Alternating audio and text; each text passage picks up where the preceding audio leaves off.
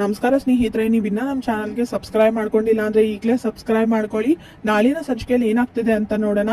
ರೋಹಿಣಿಗೆ shock ಕೊಡ್ತಾರೆ. ಕಲ್ಯಾಣಿ ಅಂತ ನಿನ್ಗೆ ಯಾರೋ ಗೊತ್ತಾ? ನಿನ್ ಫೋನ್ಗೆ ಆಗ್ಲೇ ಯಾರೋ ಫೋನ್ ಮಾಡಿದ್ರು ಕಲ್ಯಾಣಿ ಅಂತ ಕೇಳ್ಕೊಂಡು. ಆ ಧ್ವನಿ ಎಲ್ಲೋ ಕೇಳಿದೀನಿ, ಯಾರು ಅಂತ ಗೊತ್ತಾಗ್ತಿಲ್ಲ ಅಂತ ಶಾಂತಿ ಹೇಳ್ತಾರೆ.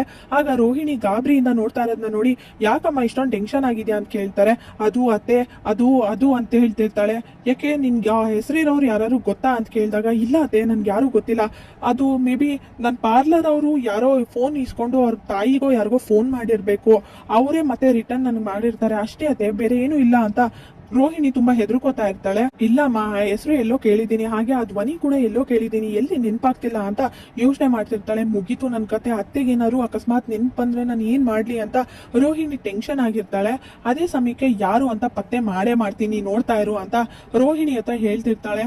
ಮುಗೀತು ನನ್ನ ಕತೆ, ಸಿಗಾಕೋಬಿಡ್ತೀನಿ, ಅಕಸ್ಮಾತ್ ಆ ದಿನೇಶ ಏನಾದ್ರು ಕಲ್ಯಾಣಿ ಹೆಸರಲ್ಲಿ ಹೇಳ್ಕೊಂಡ್ ಬಂದ್ರೆ ಆಗ ಪಕ್ಕ ಸಿಗಾಕೋತೀನಿ ಅಂತ ಅನ್ಕೋತಾ ಇರ್ತಾಳೆ. ಸೂರಿ ಆಷಾಢ ಅಂತ ಅವಳನ್ನ ಮನೆಗ್ ಕಳ್ಸು, ಸೂರ್ಯ ಮತ್ತೆ ಮೀನಾ ಇಬ್ರು ದೂರ ಆಗ್ತಾರೆ ಅಂತ ಹೇಳಿದಾಗ ಅವ್ರ ತಾಯಿಗೆ ಫೋನ್ ಮಾಡಿ, ಬೇಗ ಬಂದು ನಿಮ್ ಮಗಳನ್ನ ಕರ್ಕೊಂಡು ಹೋಗಿ, ಆಷಾಢ ಅದು ಗೊತ್ತಾಗಲ್ವಾ ನಿಮ್ಗೆ, ಅವಳನ್ನ ವಾಪಸ್ ಕರ್ಕೊಂಡು ಹೋಗ್ಬೇಕು ಅಂತ ಬೈತಾ ಇರ್ತಾರೆ. ಶ್ರುತಿ ರವಿನ ಮನೆಗ್ ಕರ್ಕೊಂಡು ಹೋದಾಗ ನಿಮ್ನ ಮುಂಚೆ ನೋಡಿದೀನಿ, ಅದು ನಮ್ಮ ತಂದೆನು ರೈಲ್ವೇಸ್ ಅಲ್ಲೇ ಕೆಲಸ ಮಾಡೋದು ಅಂತ ಹೇಳಿದಾಗ ಹೆಸರೇನು ಅಂತ ಶ್ರುತಿ ತಂದೆ ಕೇಳ್ತಾರೆ. ರಂಗನಾಥ್ ಅಂತ ಹೇಳಿದ ತಕ್ಷಣ ಕೋಪ ಮಾಡ್ಕೊಂಡು, ಏನು ಆ ರಂಗನಾಥ್ ಮಗನ ನೀನು ಮೊದ್ಲು ಇಲ್ಲಿಂದ ಆಚೆ ನಡಿ, ಅವನಿಂದಾನೇ ಇಂಥ ಪರಿಸ್ಥಿತಿ ಬಂದಿರೋದು ಅಂತ ವಾಸುದೇವ್ ಮತ್ತೆ ಅವ್ರ ತಾಯಿ ಬೈತಾ ಇರ್ತಾರೆ. ಹಾಗೆ ಇಲ್ಲಿ ಮೀನಾಗ್ ಬಂದು, ನಾಳೆ ಎಲ್ಲಾನು ಪ್ಯಾಕ್ ಮಾಡ್ಕೊಂಡು ನಿನ್ ಬಟ್ಟೆ ಅಂತ ಹೇಳ್ತಾರೆ. ಬಟ್ಟೆ ಪ್ಯಾಕ್ ಯಾಕತೆ, ಎಲ್ಲಾರು ಹೋಗ್ತಿದೀವ ಅಂತ ಮೀನಾ ಹೇಳ್ತಾಳೆ.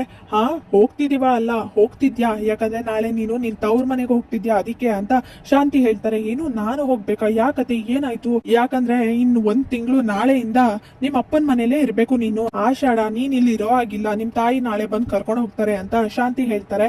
ಅದನ್ನ ಸೂರ್ಯ ಕೂಡ ಕೇಳಿಸ್ಕೊಂಡು, ಏನು 1 ತಿಂಗಳು ಇರಲ್ಲ ನೀನ್ ಹೋಗ್ಬೇಕಾ, ಅದೇಗಮ್ಮ ಸಾಧ್ಯ ಆಗುತ್ತೆ ಅಂತ ಬೈತಾ ಇರ್ತಾನೆ. ಅದೇಗ್ ಸಾಧ್ಯ ಆಗುತ್ತೆ ಅಂದ್ರೆ ಅದೆಲ್ಲ ನಮ್ ಸಂಪ್ರದಾಯ, ಅದನ್ನ ಮಾಡ್ಲೇಬೇಕು ಅಂತ ಶಾಂತಿ ಹೇಳ್ತಾರೆ.